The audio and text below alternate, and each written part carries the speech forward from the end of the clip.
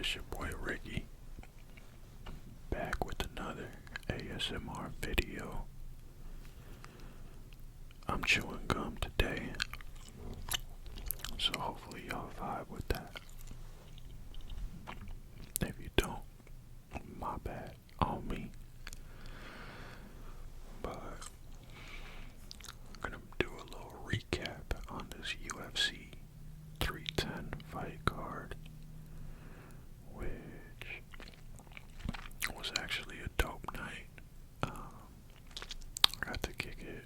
Me and my little bro went over to one of my homies' cribs. Got to watch it out there. Actually, we watched the early prelims, well, most of them, and then the prelims at his crib. And the main card, we were like, man, I ain't really trying to pay for this. So, we were hungry. We hadn't ate. So we just took the little trip down the street out to Buffalo Wild Wings. Got me a little cheeseburger, bacon burger type vibe. Some Papa Fritas type vibe, you know what I'm saying? And yeah, it was a good night. But yeah, let's recap these fights. Also, big shout out to, hopefully this don't make hella noise. Let's see. Ooh, my bad if that sounds crazy. Also, I'm playing with these microphone settings on the Blue Yeti, and I'm pretty sure I got it on stereo mode right now. So you should hear me on the left side right here, and on the right side right here. It seems to be working from what I can tell, but hey, that's what feedback's for, right? Use some comments up and let me know. But damn, bro. Yo. Oh, yo. Hey, damn, I just started my video. At least I was whispering. But nah, shout out to, I don't even know if he's gonna watch this right here, but Damian De La Torre 2011. Yo, shout out to you, bro. Dropping a little comment. I appreciate that for real. But yeah, I love UFC. I love sports in general, honestly. I've been getting into football. Maybe I'll do a little fantasy football recap. Maybe I'll go through my failed parlays and talk about something like that. Maybe those will be some topics, you know. My bees. I'm trying to figure out how to set my phone down without making. You know what? I'm gonna just mute this. I think I can right here. Yeah, and we back. Alright, let's get it. So, I didn't get to watch this first fight on the early prelims. Lucas versus Kennedy. But it's looking like a TKO punches. I haven't even watched like highlights or anything like that on that one, so I really have nothing on that one. But is that saying time? Like they stopped it? No, because this is unanimous decision, 5 minutes. So there was like 9 seconds left in the round, I'm assuming, if I'm reading this correctly. And they stopped the homie Lucas. Yeah, didn't watch that one, but oh, and again, I like to spread the message, you know what I'm saying? Keep yourselves hydrated. I'm back at it with the water with electrolytes, a little trace minerals type action, you know what I'm saying? Let me take a little sip of Rudo.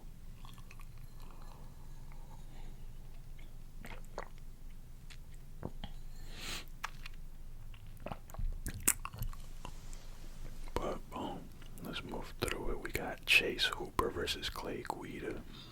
This is another one that I missed. rest. It's getting real cold out here, and it was actually really nice on Saturday, so took the opportunity to wash my truck, vacuum the interior, and I missed this one, but I did get to see that one. I didn't watch the whole thing, but I got to see the finish on Instagram. It was a armbar submission. Clay Guida, man, he's been around for a minute, so it sucks to see him lose. But yo, that armbar by Chase Hooper, it was dope. He was trying to Clay Guida's, I'm pretty sure he's a wrestler. I feel like I've seen that he's a wrestler. Obviously, he's got crazy scrambles in wrestling, so he was trying to scramble out of it. Just couldn't get out. And in the Instagram post that I saw, Chase Hooper was giving credit to Mikey Musumeci, and they dropped a little clip of them training before where Mikey was giving him these tips on how to finish in armbar, and how, like, essentially in the armbar, if you push, because obviously you want to extend the arm, but you're locking your muscles in so that your arm can't get extended. But if you push it forward or down on their torso, essentially, like towards their legs, they're going to try to resist that, which then activates different muscles that allow you to extend the arm. But it was dope that he shouted him out. He's like, yo, I did a little butchered up version of what Mikey taught me. So that was dope. Next one, Michael Chiesa versus Max Griffin.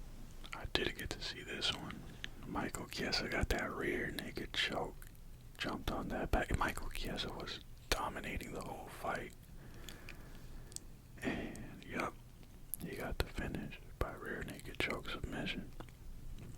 That was a dope fight. Joshua Van versus Cody Durden. That fight was crazy too. I feel like I wasn't paying super close attention to that first round, but it almost seemed like Cody was piecing up Joshua for a little bit. But man, Joshua Van, he was swinging them days, bro. He was connecting. Just looked third round, he was still looking crisp. That was a dope fight. Sorry, I'm moving through these a little quick, I guess, because first off, I'm out here. I didn't realize maybe in the first one you could hear my breath crazy, but now that I actually have some headphones hooked up to this thing, like, I'm like more conscious of breathing. So I'm out here holding my breath and shit. My bad.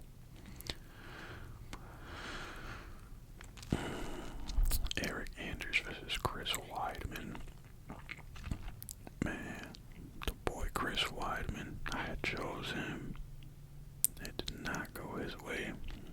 Ended up getting stopped in the second round. Eric it was crazy too, because if I remember correctly, in the first round, Chris Weidman had him in like half guard, or like he was on top, in half guard or something like that. And he just wasn't, in my head I'm like, damn, like, he could be trying to position up and rain down some punches and elbows, but at the same time it's the first round, right? So you don't want to gas yourself out. But then in the second round, that's exactly what Eric Anders did. Got him in that half guard position and just started going to work. Chris Weidman just couldn't scramble out. He couldn't get out of there. And it was a bad one to watch, Sucks to see Chris Weidman get that L. Brian Battle versus Randy Brown. This one, Brian Battle missed weight by like 4 pounds or something like that. Yep, it's saying 175 catch weight, which sucks. Randy Brown was actually piecing him up that first round, in my opinion. But then Brian Battle just, you know, he just started kind of. It was clearly a split decision. But yeah, it didn't go Randy Brown's way. I was thinking Randy was gonna get it because I saw Brian Battle in the lead up. He had a cut above his eye, and you know. But I think there's some like crazy stat that the majority of like I forget what percentage, but the majority of fighters that come in heavier due to missing weight end up winning their fight. So sucks for the boy Randy. This next one, man, tough one again. Movsar, Efloev, I don't know, I can't remember how they pronounce it.